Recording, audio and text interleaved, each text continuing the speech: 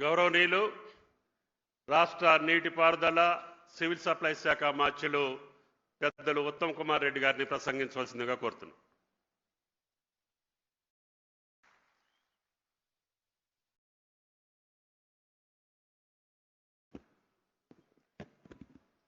గౌరవ ముఖ్యమంత్రి వర్యులు రేవంత్ రెడ్డి గారు, గౌరవ డిప్యూటీ సీఎం గారు బట్టి విక్రమార్క గారు, గౌరవ వ్యవసాయ శాఖ మంత్రి వర్యులు తుమ్మల నాగేశ్వరరావు గారు, వేదిక మీద ఉన్న పెద్దలందరికీ ఈ రోజే పదవీ బాధ్యతలు చేపట్టిన చీఫ్ సెక్రటరీ సంజయ్ జాజు గారికి, ఇక్కడికి విచ్చేసిన నా రైతు సోదరులు అన్నలు తమ్ముళ్ళందరికీ, రాష్ట్ర వ్యాప్తంగా రైతు వేదికల నుంచి పాల్గొంటున్న రైతన్నలందరికీ నేను నమస్కారం తెలియజేస్తూ, ఈరోజు నిజంగా దేశ చరిత్రలో ఈ 2.5 ఏళ్ల కాంగ్రెస్ ప్రభుత్వ పరిపాలనలో ముఖ్యమంత్రి రేవంత్ రెడ్డి గారు, ఉప ముఖ్యమంత్రి బట్టి విక్రమార్క గారు, వ్యవసాయ శాఖ మంత్రివర్యులు తుమ్మల నాగేశ్వరరావు గారి పరిపాలనలో తెలంగాణ రాష్ట్రంలో వ్యవసాయం పండుగగా మారిందని మరి స్పష్టంగా అర్థమవుతుంది.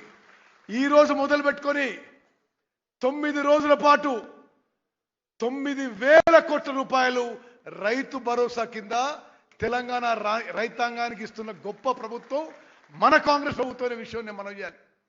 అదేవిధంగా రైతులను గమనించాలి. ఈ 2.5 ఏళ్లలో స్వతంత్ర భారతదేశ చరిత్రలో 29 రాష్ట్రాల్లో ఎప్పుడూ పండనటువంటి వరి పంట పండింది. రికార్డు స్థాయిలో వరి పంట పండింది. రికార్డు స్థాయిలో కొనుగోలు చేసినాము.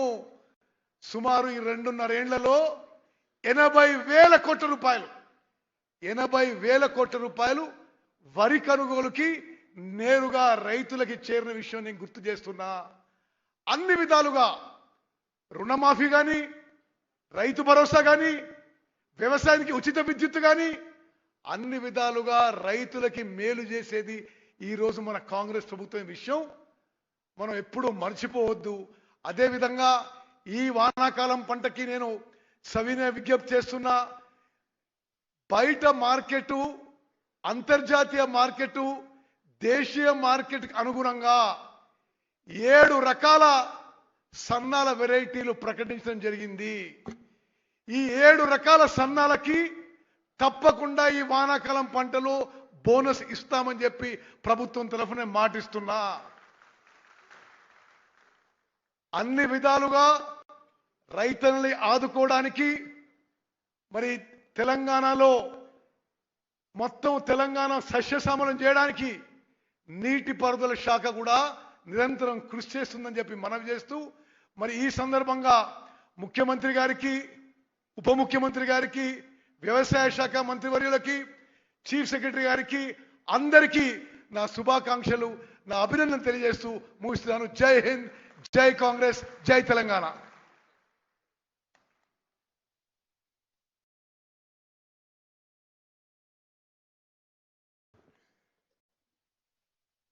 గౌరవనీయులు,